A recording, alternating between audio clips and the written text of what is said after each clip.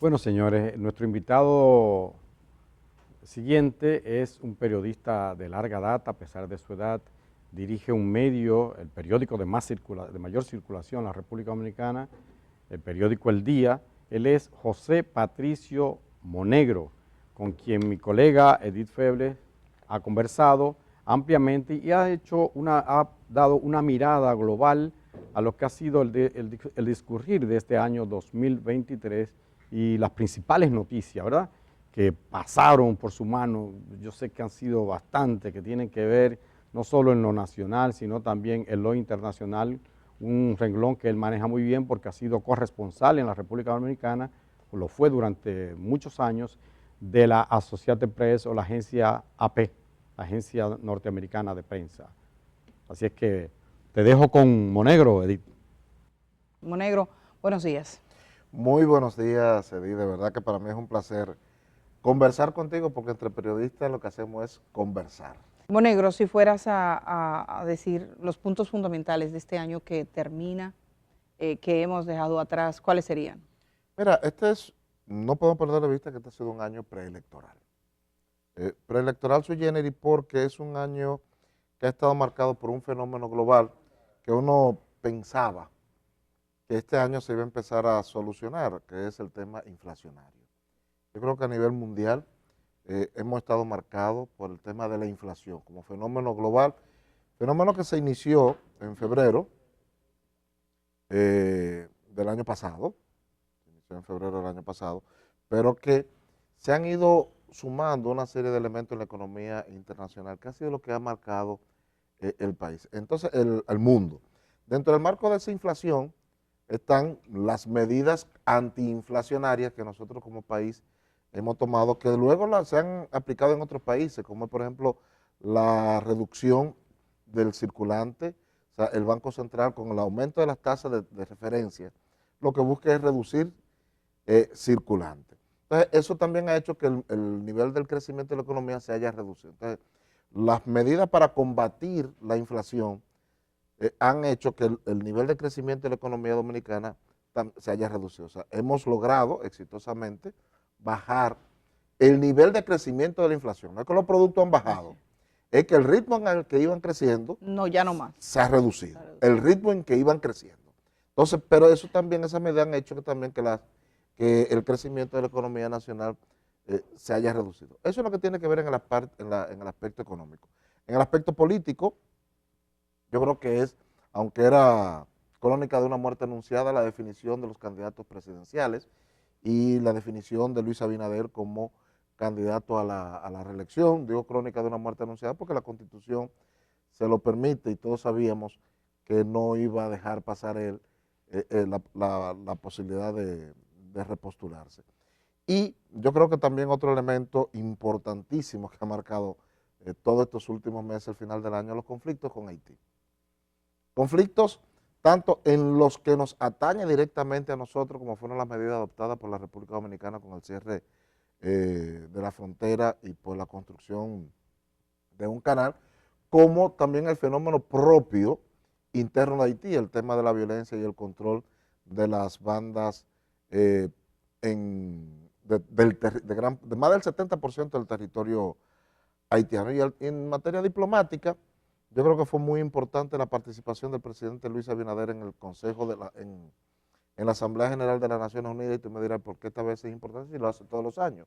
Bueno, porque había un tema de interés muy particular de la región, que es el tema de Haití, y en esa reunión el Consejo de Seguridad decidió la intervención militar, policial, a Haití, y lo cual derivó posteriormente a que el presidente Luis Abinader fuera recibido en la Casa Blanca por el presidente Joe Biden. Eso, como que a grosso modo son de los ítems más importantes. Del aspecto político, yo agregaría también el crecimiento de la candidatura de Leonel Fernández y, aunque a mucha gente no le gusta que uno lo diga, el estancamiento de la candidatura presidencial de Abel Martínez, pese a que su partido, el Partido de la Liberación Dominicana, se mantiene en un sólido segundo lugar según todas las encuestas. Bueno, una característica de este año, ya que mencionas la parte que tiene que ver con ese aspecto político, son las salidas del Partido de la Liberación Dominicana. 4 miembros del comité político de ese partido, una cantidad importante de legisladores, gente del comité central que se ha apartado del PLD. Si fueras a resumir este año del PLD, ¿te sorprendió lo que pasó y cómo lo ves para los días por venir? Mira, yo te puedo decir que sí, uno esperaba que estas cosas pudieran pasar.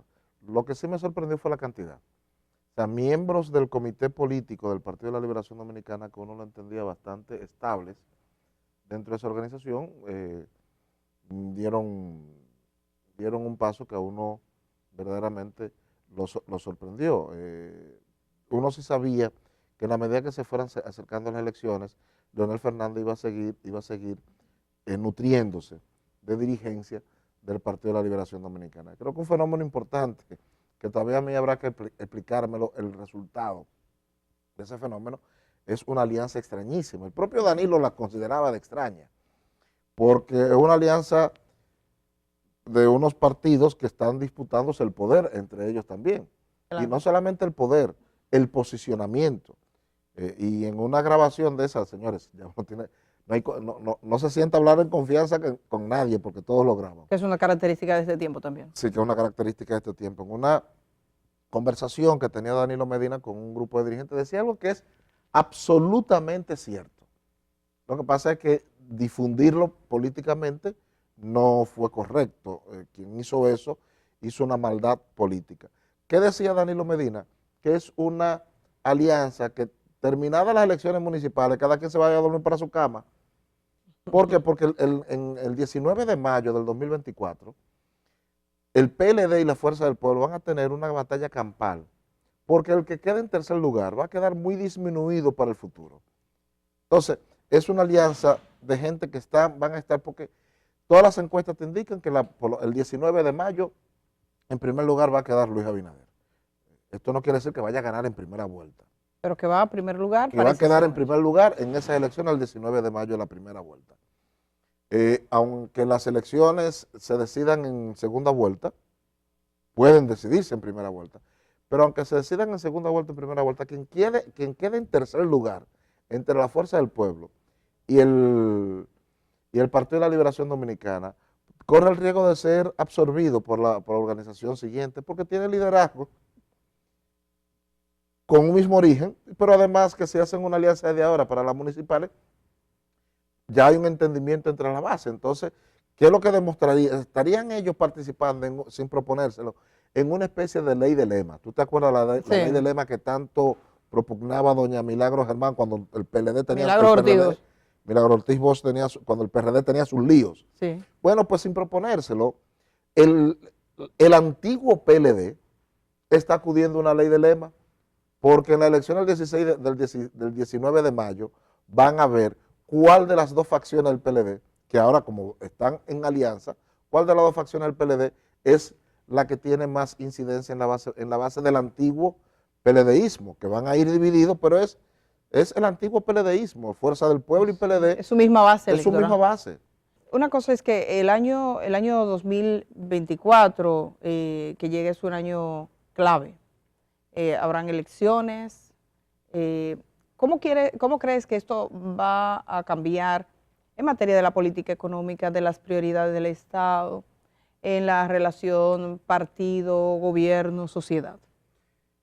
Los años electorales, cuando hay un presidente en reelección, cambia radicalmente la política gubernamental, porque las prioridades se enfocan en medidas populares. Tú sabes que cuando tú gobiernas, hay medidas que son necesarias e importantes, pero que en lo inmediato no son populares. Los años electorales, cuando hay un presidente en reelección, cambian las prioridades, es lo primero. Porque las medidas que se adoptan, se toman pensando en las estadísticas, en los números, en las encuestas.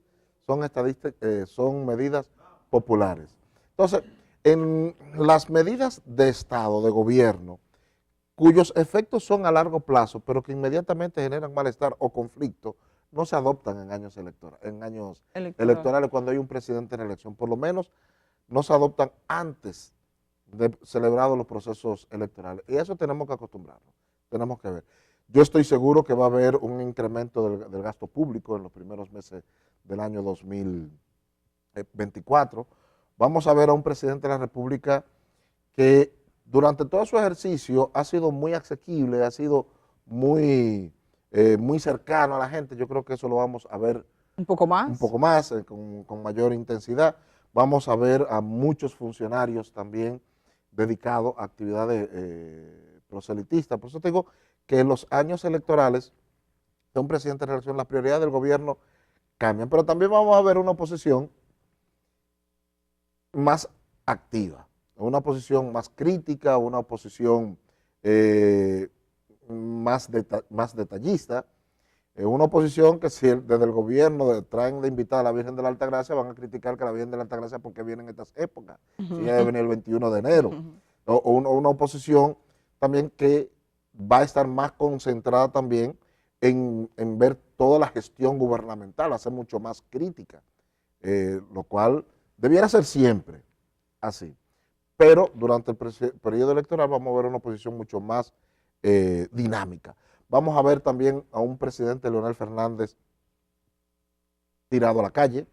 Sí. Vamos a ver a un Partido de la Liberación Dominicana poniendo a funcionar su maquinaria con un Danilo Medina como impulsor de esa cosa. Pero ¿qué es lo que más gente como tú y como yo debemos prestarle más atención?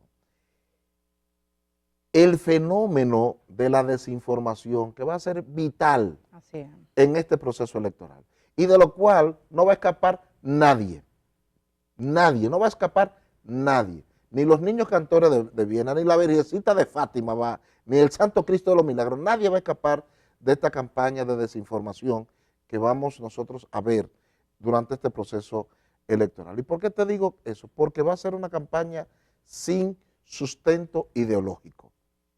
Aquí no vamos a debatir planes de gobierno en términos reales, aquí no vamos a debatir visión de Estado, aquí no vamos a debatir políticas de Estado.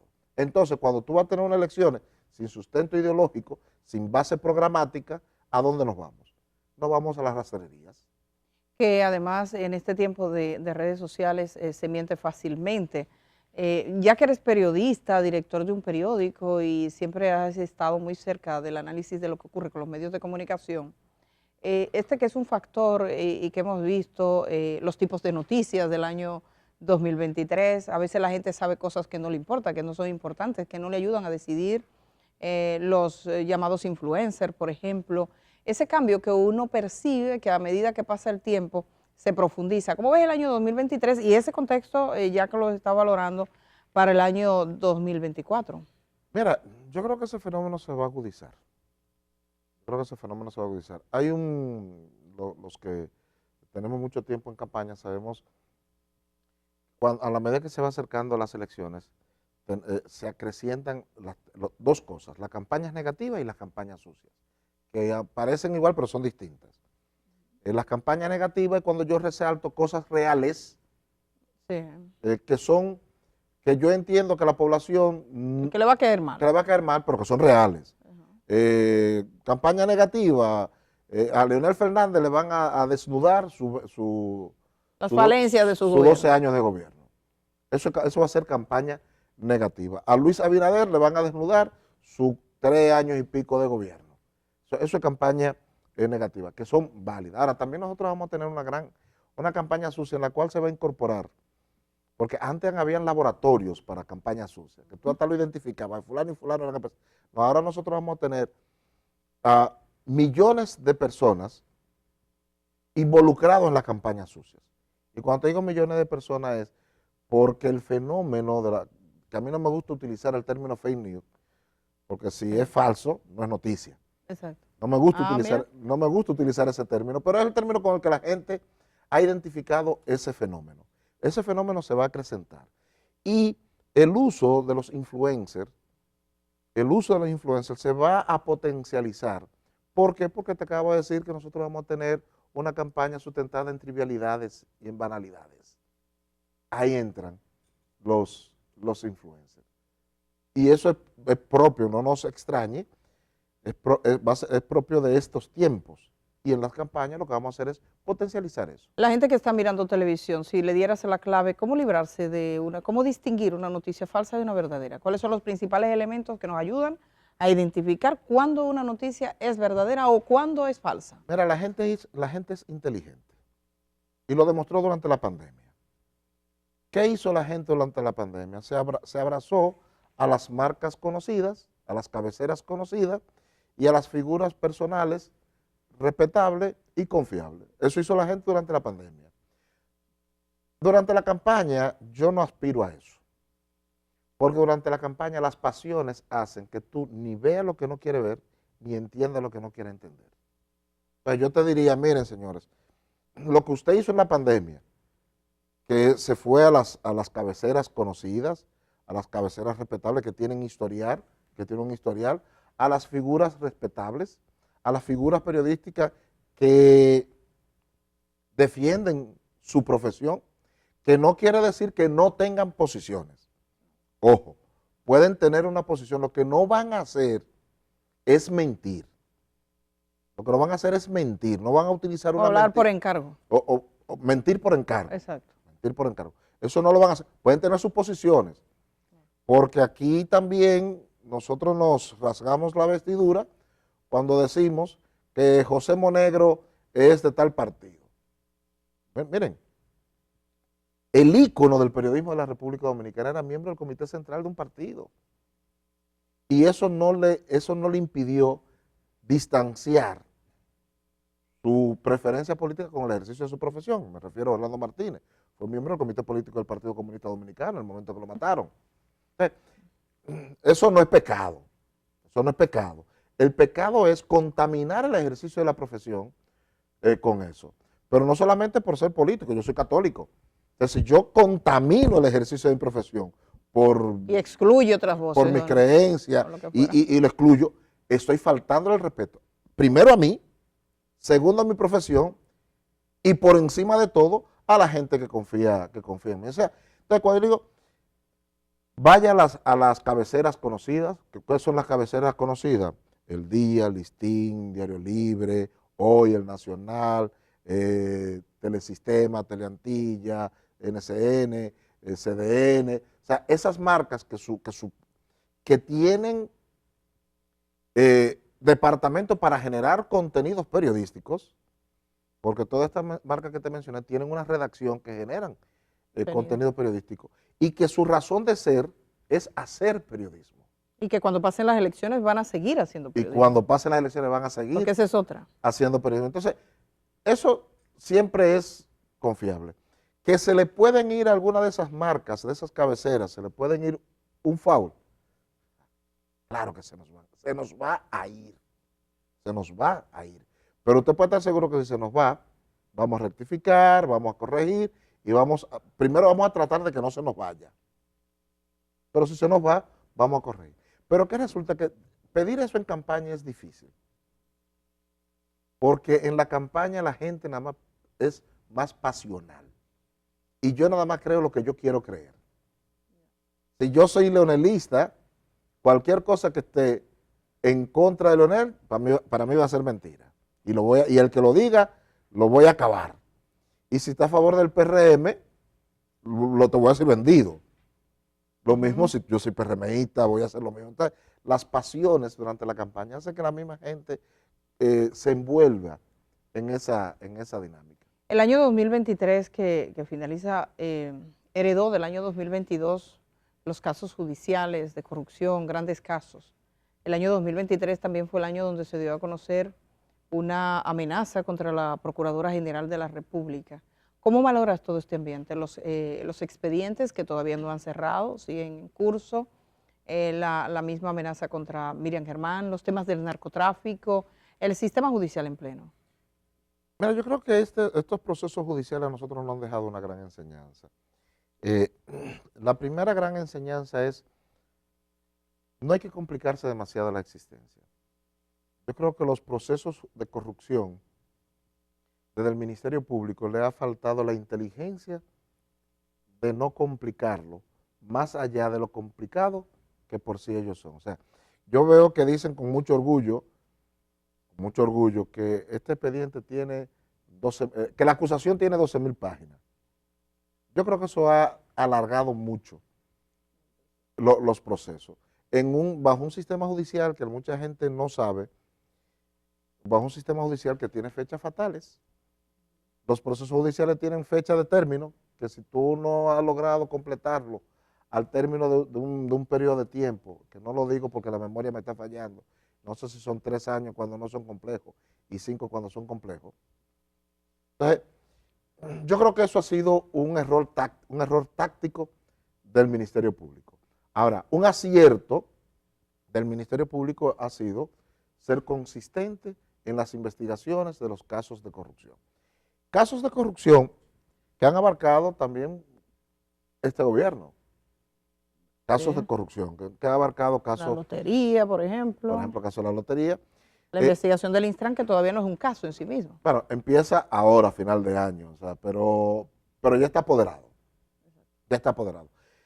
Una cosa que nos ha llamado mucho la atención es la gran cantidad de funcionarios que son invitados a renunciar.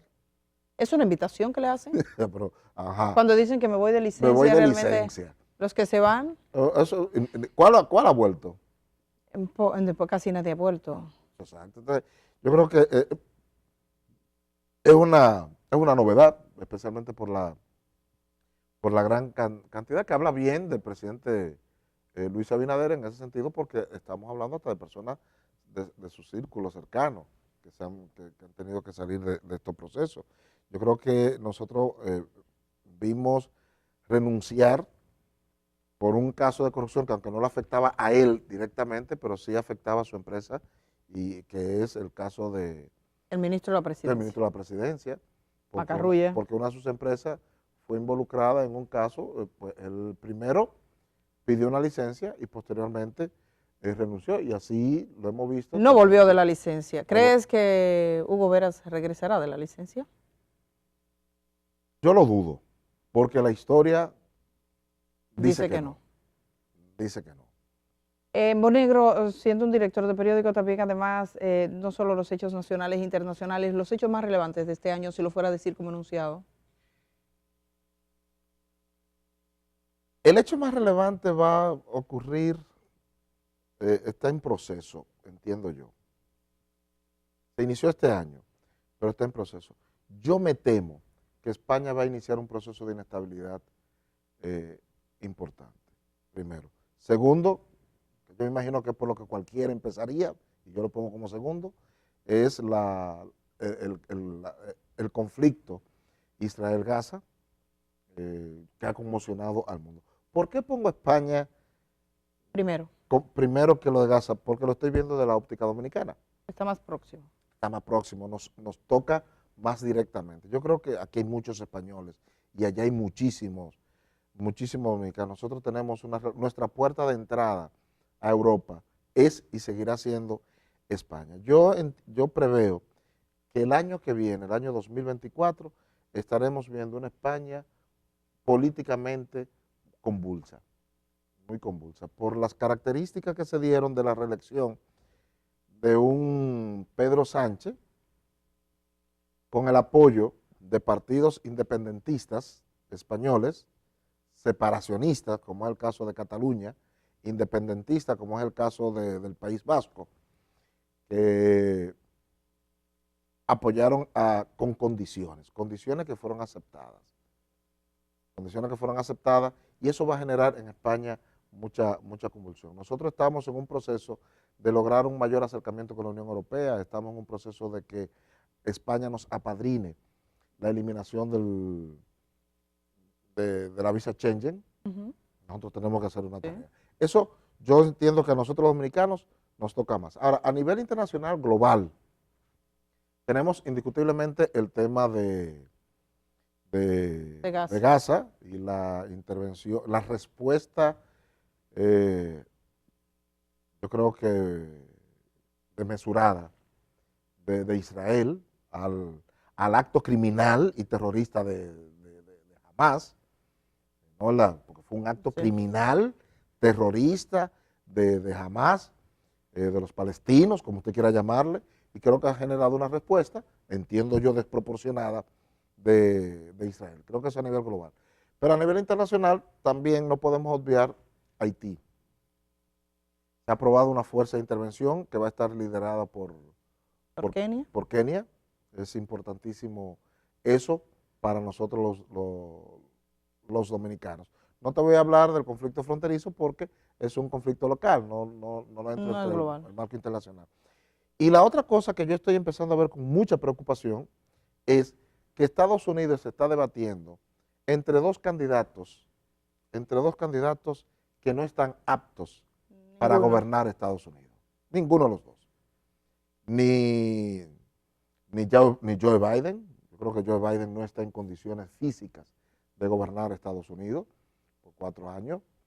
Y Donald Trump. Donald Trump, no tengo que abundar demasiado, yo creo que Donald Trump ha demostrado tener la poca madurez e inteligencia emocional como para gobernarlo a una potencia mundial que conduce el mundo, porque Estados Unidos conduce el mundo. Entonces, Estados Unidos se está debatiendo entre esas dos cosas. Tenemos que prestarle atención lo que va a ocurrir en Estados Unidos. Muchas gracias y feliz año nuevo. Feliz año, feliz 2024 que nos augura mucho trabajo. Así es, tendremos muchísimo trabajo, un año electoral. Gracias a José Monegro, director del periódico El Día.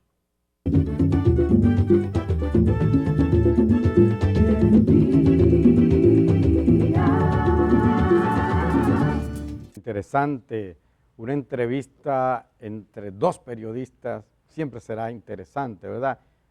Cazador casado se dice, ¿no? Edith Febles conversando con José Monegro. Muchas gracias, Monegro, por esta entrevista que nos ha concedido en el día de hoy.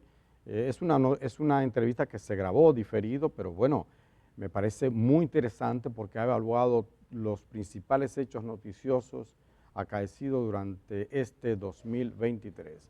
En mi caso tuve la oportunidad de conversar con dos economistas. El primero de ellos fue el doctor Antonio Siriaco Cruz. Él es el decano de la Facultad de Ciencias Económicas y Sociales de la UAS y con él hicimos un balance. Él ha hecho un balance de lo que ha sido en el plano económico este 2023 y ha puesto en perspectiva qué se espera para el 2024.